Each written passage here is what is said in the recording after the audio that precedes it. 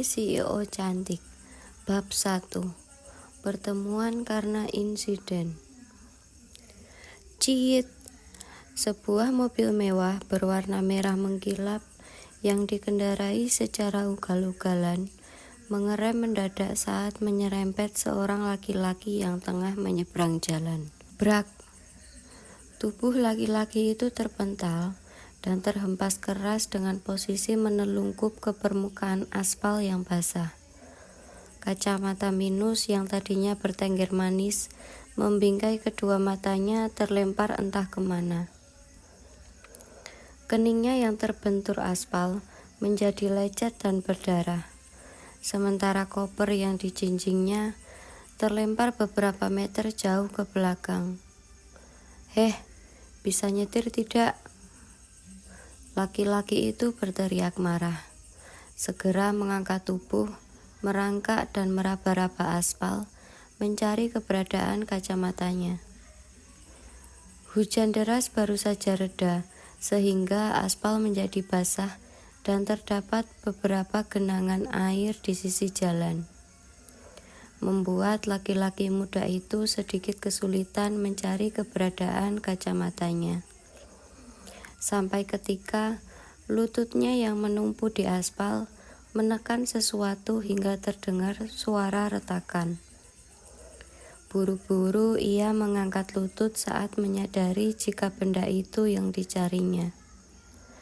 Ah, tidak, hartaku satu-satunya yang masih tersisa, ringisnya. Terduduk lesu memegangi kacamata yang retak pada salah satu lensanya.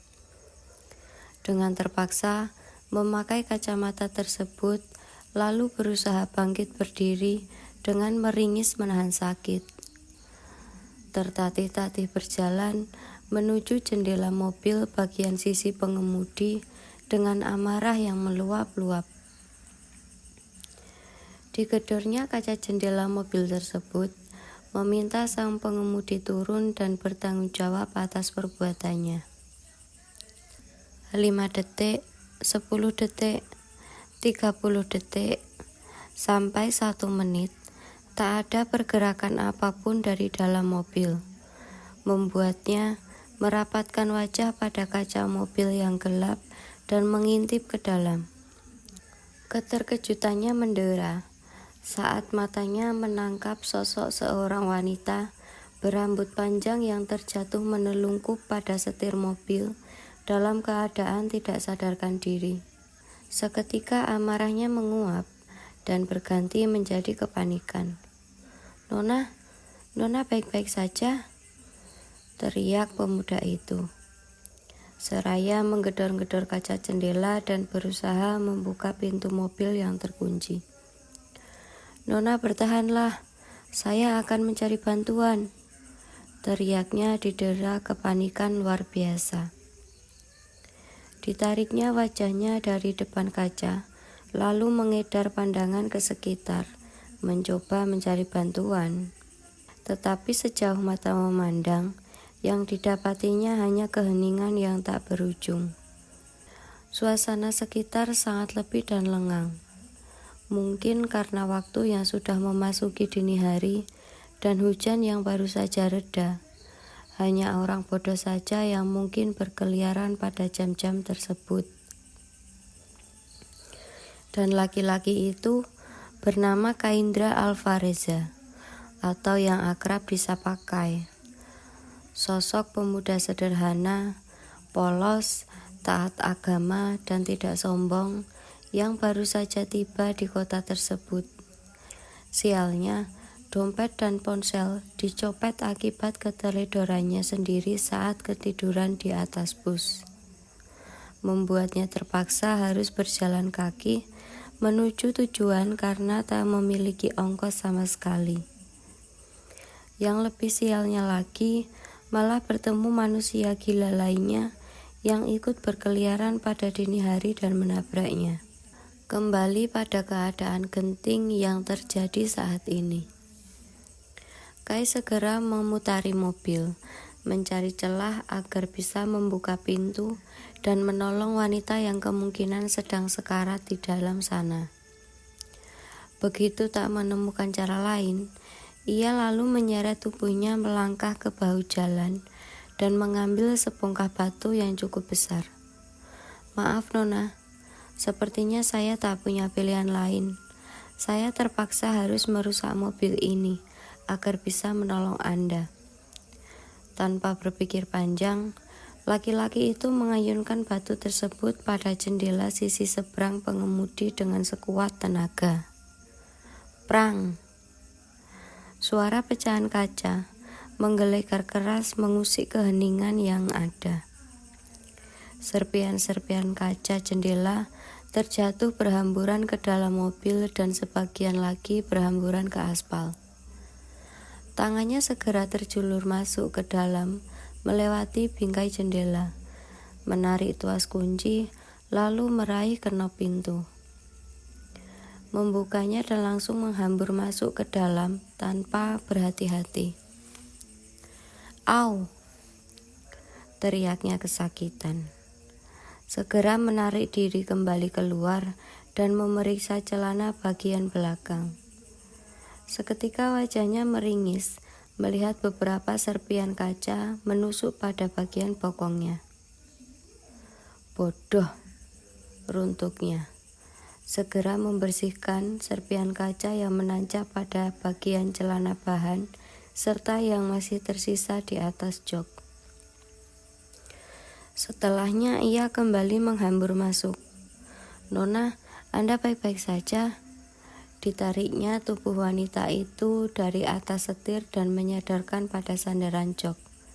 Seketika aroma alkohol yang sangat tajam langsung menyeruak masuk ke dalam indera penciumannya. "Astagfirullah, ternyata Nona sedang mabuk rupanya," gumamnya. Merasa sia-sia bersikap khawatir dan panik luar biasa, ia membuang napas kasar dan menggaruk-garuk kepala. Kebingungan melihat wanita yang ternyata memiliki paras begitu cantik dan sempurna seperti artis-artis yang biasa muncul di layar kaca.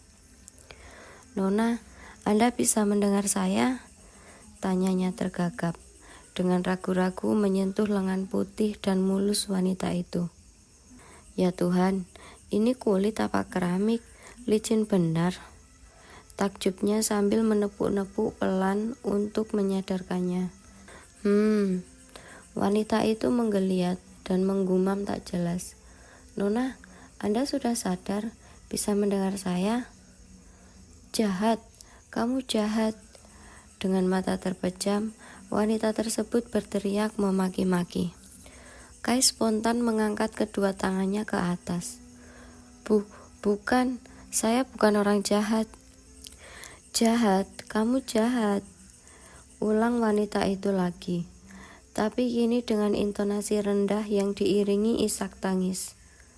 Kedua tangannya terangkat, memukul-mukul secara serampangan, membuat Kai terpaksa memegangi kedua tangan wanita itu. "Nona, sadar dulu. Saya hanya ingin membantu. Saya tidak berniat jahat sama sekali," ucapnya, menahan kuat-kuat dua tangan yang tak berhenti ingin memukulinya. "Kamu jahat. Seminggu lagi kita akan menikah. Tapi kenapa kamu berselingkuh? Kenapa? Apa kurangnya aku? Apa?" "Nona, Anda salah orang. Saya bukan laki-laki yang Nona maksud. Saya laki-laki baik, alim, dan sopan. Pacar saja tak punya, apalagi berselingkuh. Itu jelas bukan saya, Nona," balasnya. Tapi sepersekian detik berikutnya tersadar sendiri. "Astaga, bodoh. Buat apa aku menjelaskan pada orang yang sedang mabuk? Kenapa aku jadi ikutan bodoh?" runtuknya pada diri sendiri. Membiarkan wanita cantik yang masih tertahan dalam sabuk pengaman itu sibuk sendiri memukul apapun di sekitarnya dan terus menggumam tidak jelas. "Nona, di mana dompet ataupun ponsel Anda? Saya harus menghubungi keluarga Anda," tanyanya saat tak menemukan apapun. "Jahat, kamu jahat." "Hais, Saya bukan orang jahat, saya hanya ingin membantu. Aku membencimu. Ya ampun, jangan benci saya dulu. Mohon kerjasamanya. Saya tak mungkin meninggalkan Nona yang cantik kayak bidadari begini di tempat gelap dan sepi seperti ini. Bisa-bisa Nona dibawa lari setan. Memang mau diperkaos sama setan. Rutukai sambil terus menggeledah mobil mencari ponsel wanita itu. Kamu keterlaluan. Ya elah, saya serius Nona. Tempat ini sangat sepi. Pasti banyak setan di sini. Kalau tak percaya, lihat saja sendiri. Aku membencimu. Benci. Tapi aku sangat mencintaimu. Wanita itu terus meracau, diiringi isak tangis yang terdengar begitu pilu dan menyayat. Ya elah. Kai menggaruk gemas kepala, menghela napas dan memindai keadaan wanita cantik tersebut yang menggunakan one shoulder dress mini berwarna hitam dan sangat ketat, menonjolkan lekuk tubuhnya yang ramping. Cek, baju apa yang Nona pakai? Untung saja Nona bertemu dengan saya. Jika laki-laki lain, pasti Nona sudah habis sekarang. Kepala Kai menggeleng-geleng, seraya berdecak kesal. Ia segera menjaga pandangan dan kembali fokus menyadarkan wanita itu. Nona, tolong fokus dengarkan saya. Katakan, Nona tinggal di mana, biar saya mengantar pulang Nona. Ucapnya dengan intonasi yang begitu jelas dan dilambat-lambatkan. Wanita yang sesungguhkan dalam tangisnya itu tiba-tiba mengangkat tangan menyentuh pipi Kai. Aku mencintaimu, ucapnya lirih sedu sedang. Kai segera menepis tangan mulus itu. Astaga, bisa gila aku. Untuk kesekian kalinya Kai menghela napas berat. Alamat, Nona di mana? Aku mencintaimu. Alamat, woi, alamat. Aku benar-benar mencintaimu. Ya Tuhan, cantik-cantik kok gak nyambung ya? Aku mencintaimu, jangan tinggalkan aku. Iya, saya juga mencintai Nona. Hanya laki-laki bodoh yang tidak mau mencintai orang secantik Nona. Saya tak akan meninggalkan Nona sampai Nona bisa berada di tempat yang aman. Tapi sekarang, bagaimana mengantar Nona pulang? Kata cinta saja tidak bisa membawa Nona sampai ke rumah. Gumamnya frustasi dan menggaruk-garuk kepala. Kai terdiam sejenak sambil berpikir cepat. Sangat tidak mungkin baginya meninggalkan wanita itu sendiri di jalan dalam keadaan mabuk parah. Bisa-bisa besok pagi sudah ada kabar berita jika ditemukan seorang wanita cantik menjadi korban perkausan. Bisa saja wanita itu dirampok dan dibunuh dengan sadis. Bisa saja dijual ke germo, mafia, pasar bebas, dan dibawa ke negara nan jauh di sana, seperti yang ada di film-film maupun cerita novel. Atau mungkin juga keserupan, lalu disembunyikan oleh jin pemuja manusia cantik. Mengingat di kiri kanan jalan berderet pohon-pohon tua yang besar. Pastinya hanya jin yang mendiami pohon-pohon tua tersebut. Kalau wanita itu sampai mati, bisa-bisa hantunya akan terus bergentayangan mengejarnya. Bisa-bisa ribet hidupnya nanti. Tidak. Itu tidak boleh terjadi. Kai bergidik ngeri atas pikirannya sendiri. Tapi aku harus bagaimana?